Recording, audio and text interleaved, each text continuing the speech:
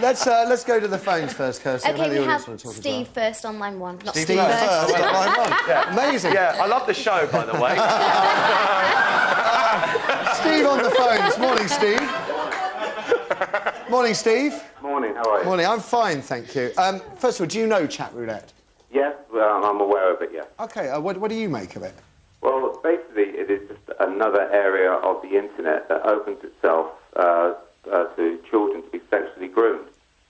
Now, someone was telling me that the absolute opposite, that it's not really a place you go to grooming because you're disenfranchised. You're so apart from people. It's so random. That's correct.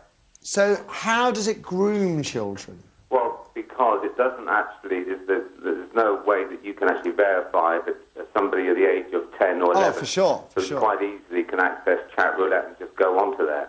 Now, obviously, it all depends on the typology of offender. But again, this is just another area of the internet that allows complete and utter anonymity to your sexual predators. Now, what do you think of the blokes that are on there doing this stuff, Steve? What are they getting off on? Well, again, it all depends. It depends on the age of the victim and what they're after. Because obviously, if the victim is of a far younger age and is happy to say, well, in fact, I am 13 or I'm 12 or Can I just ask you, Steve, are they a victim if they've willingly gone onto this site themselves? They're still a victim because obviously under certain ages you cannot consent. Right. That's the simple reason. So, I mean, we have the Sexual Offences Act 2003 that makes it an offence, makes it an arrestable offence for someone to engage in sexual activity in front of a child. And yet the punishment administered by the website is a 40-minute exclusion from the website. Which isn't punishment at all, as you well know. The problem area of something like Chatroulette, because it's now so easy to commit offences. Now, you sound like someone who knows what they're talking about. Sam was saying, you know, we need to regulate the internet. Well, it'll be great if you could, but you can't. Whether it's your chat facilities or your social networking sites like Chatroulette, you can't regulate these at the moment. And there isn't any regulation because it's worldwide.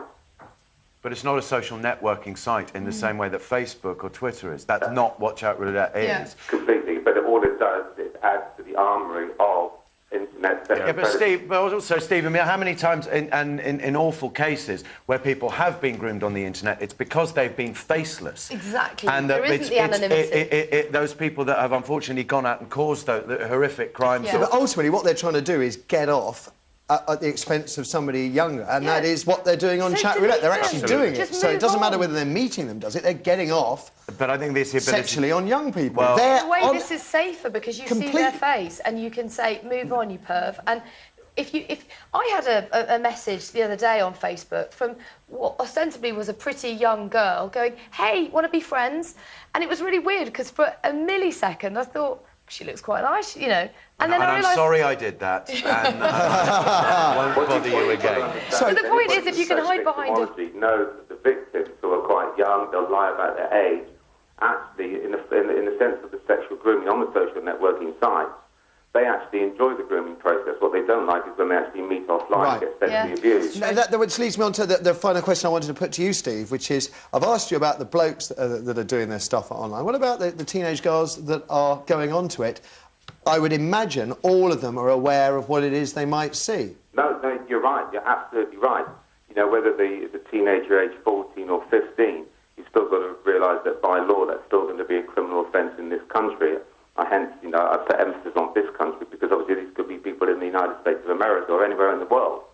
So yes, they're very, very well aware of what actually occurs. And they could stop it. They could turn off and say, no, I don't want to be on this chat, but they don't. So should we as a society be down on the teenage girls? Let's say, assume they're teenagers, it could be pre-teen girls. Should we as a society be down on teenage girls that, I don't know, are they trying to expand their knowledge, get an early sexual thrill? Oh, yes, it's all part of growing up. It's all part of what we know that we you know, I'm in my 40s and we all grew up. We didn't have the internet. What needs to happen here is that adults, parents, need to be educated on the dangers far more than they are currently educated on. And children need to be made more aware of the dangers than they are made aware. Okay. That's what must happen, just so as we can say, look, Chatroulette, chat facilities, social networking sites can be great fun, But these are the real dangers. Be aware of them. Okay. There are ways you could regulate it. You could make sure that, for social networking sites, you limit the amount of friends available or the usage if somebody's between 13 and 14. Right. OK, I have to say, hand on heart, I'm really grateful for the call, Steve. You know what you're talking about. Thank you. Let's have another. Okay, we have Roy online too. Roy, good morning. Oh, good morning, Steve. Are you aware of Chatroulette? I'm not personally myself, but I'm very familiar with all of those sorts of chat utilities and other bits and pieces. I'm a software architect, so I'm well involved with it all.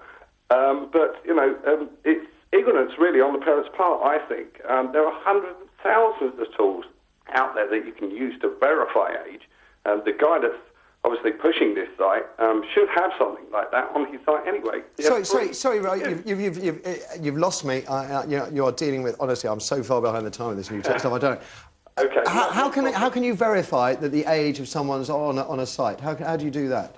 Basically, there are tools out there that you can control. Parents can actually install on the home computer or the router. OK, so it stops it at source. Your child can't lie. You can put a list of things like chat, X-chat, these keywords, as it were, within your router and stuff to actually prevent or to naturally... OK, careful, because then the next problem with this is then I get bored and stop listening. So, which is it's the difficulty with new technology. So rude. Well, no, but I'm just telling the truth. Everybody does, routers, extra stuff. So you can get this software put in there.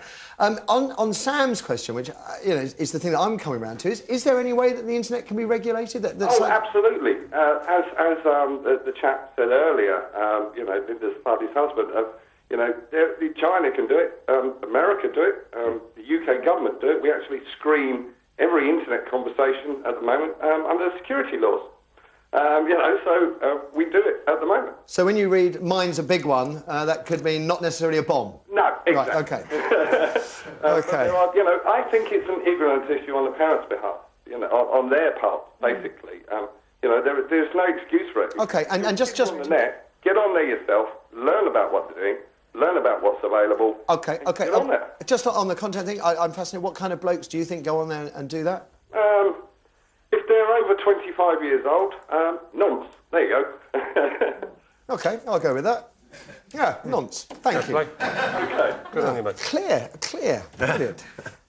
OK. Freaks me out, really does. After the break,